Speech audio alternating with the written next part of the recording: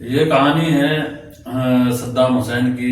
Saddam Hussein کو ایک بہت بڑا طبقہ ہے جو تاناشاہ مانتا ہے، اور کچھ لوگ جو ہیں اس کو ایک گداور نیتا، مضبوط نیتا مانتے ہیں۔ آج ہم صدام حسین کی زندگی کا ایک ایک پنا کھولیں گے اور ہم بتائیں گے کہ صدام حسین کا جنم کہاں ہوا، کس طریقے سے وہ پولیٹکس میں آئے اور کس طریقے سے ان کی موت ہوئی۔ صدام حسین کی زندگی میں بہت سارے واقعات ہیں جو بڑے دلچسپ ہیں۔ میں آج آپ کو ایک ایک واقعہ، ایک ایک بات آپ سے ساجھا کروں گا۔ صدام حسین کا جنم 1937 میں بغداد کے پاس ایک گاؤں میں ہوا تھا۔ صدام حسین کی ماں جب وہ چھوٹے سے تھے تبھی ان کا انتقال ہو گیا اور وہ اس دنیا سے چلی گئی تھی، لیکن صدام حسین جب تھوڑے بڑے ہوتے ہیں تو وہ اپنے ماما کے پاس چلے جاتے ہیں۔ حالات کچھ ایسے بن جاتے ہیں کہ صدام حسین کے ماں باپ جو تھے، ان کی ماں کے گزرنے کے بعد صدام کے ساتھ بہت برا بیہیویئر کرتے ہیں اور ان کو بہت برا لگتا ہے، اور اس کے بعد وہ اپنے ماما کے پاس چلے جاتے ہیں۔ جب وہ عراق پہنچتے ہیں، عراق میں ان کے ماما جی رہتے تھے، اور عراق پہنچنے کے بعد وہاں پر وہ کچھ ٹائم پڑھائی کرتے ہیں، اور پھر اس کے بعد ایک موڑ آتا ہے صدام کی زندگی میں۔ وہ عراق کی ایک پارٹی بہت کر کے جو پارٹی تھی، بہت پارٹی میں جوائن ہو جاتے ہیں، اور بہت پارٹی جو ہے وہ سطح میں عراق کے اندر آ جاتی ہے، اور صدام ایک گداور نیتا بن جاتے ہیں۔ لیکن کنہی وجہوں کے کارن وہ پارٹی عراق کے اندر ایک دم سے گر جاتی ہے اور سطح بہت پارٹی کے ہاتھ سے چلی جاتی ہے، اور صدام کے اوپر بہت سارے الزامات لگتے ہیں۔ لیکن پھر صدام عراق کو چھوڑ دیتے ہیں اور مصر کے ایک یونیورسٹی میں جا کر لاء کی پڑھائی کرتے ہیں۔ وہاں پر قانون کی پڑھائی کرنے کے بعد صدام پھر واپس عراق آتے ہیں۔ صدام اپنی زندگی کی اب پھر سے ایک نئی شروعات کر رہے تھے، لیکن صدام پھر سے ایک بار بات پالیٹکس جوائن کرتے ہیں۔ بات پارٹی پھر بات پارٹی کے ہاتھ میں عراق کی ڈور آ جاتی ہے، اور پھر سے بات پارٹی ایک بار سطح میں آ جاتی ہے۔ سطح میں آنے کے بعد بات پارٹی جوائن کرنے کے بعد صدام حسین پوری طریقے سے بات پارٹی کے اوپر قبضہ کر لیتے ہیں، اور صدام اس بار راشٹرپتی نہیں بلکہ وہاں کے پردھان منتری بن جاتے ہیں۔ اور پردھان منتری بننے کے بعد وہ لوگوں کے ساتھ ایسا بیہیویئر کرتے ہیں کہ جیسے کہ مان لو عراق کے اندر شکشا جو تھی بڑا کمزور تھی، صدام حسین نے شکشا پر کام کیا، عراق کے اندر سڑکوں پر کام کیا، یعنی کہ ایک طریقے سے عراق کو بہت بڑھیا بنا دیتے ہیں۔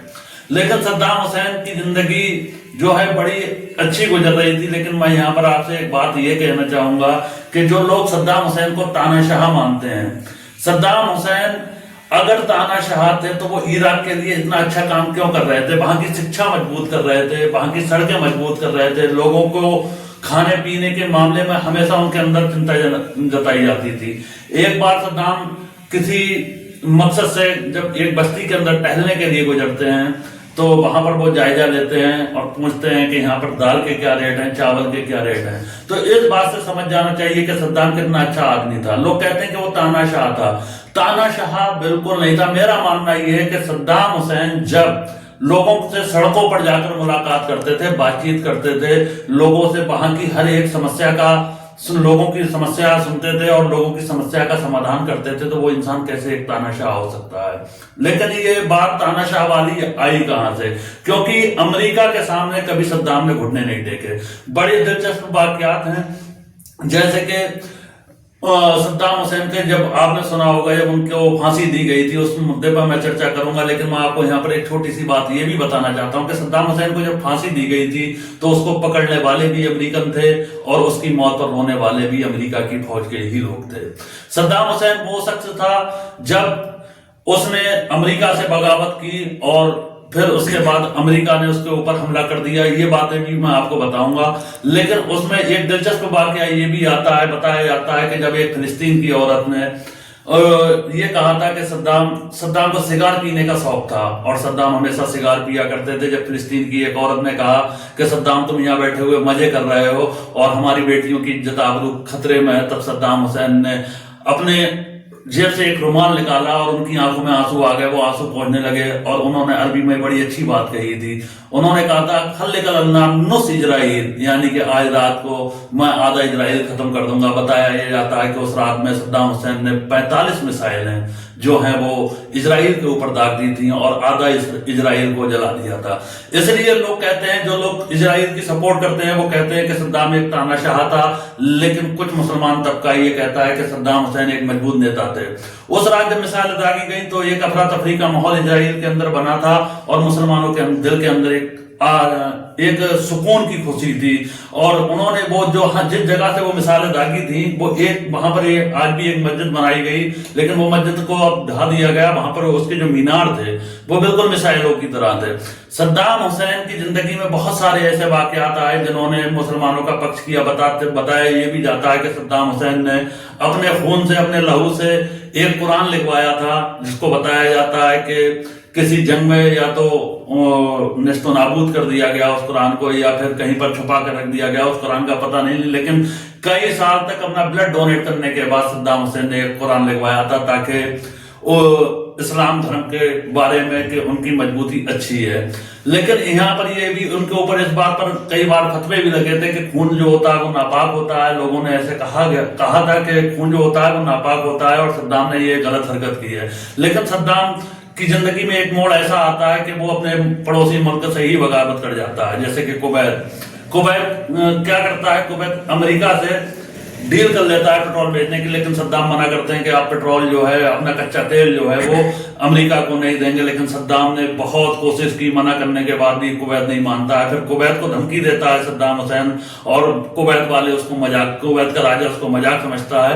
लेकिन सद्दाम हुसैन ने 8 घंटे के अंदर सद्दाम ने कुवैत के ऊपर कब्जा कर दिया था। लेकिन अब मैं आपको बताता हूं कि अमेरिका की फौज ने जब सद्दाम ने अमेरिका से बगावत की, तो अमेरिका फौज जब उसके अंदर घुसती है इराक के अंदर, तो सद्दाम ने अपने कई खुफिया किले बनाए हुए थे, कई खुफिया गुफा बनाई हुई थी, जिसके ऊपर अगर बम भी छोड़े जाते तो उस पर बम असर नहीं करते। लेकिन जासूसों के चलते सद्दाम एक दिन पकड़ा जाता है। मैं आपको बहुत जल्दी में ये बात बताना चाहता हूँ कि सद्दाम को अमेरिका के फौज जो है वो गिरफ्तार कर लेती है। फिर उसके बाद अमेरिका की कोर्ट में सद्दाम को पेश किया जाता है।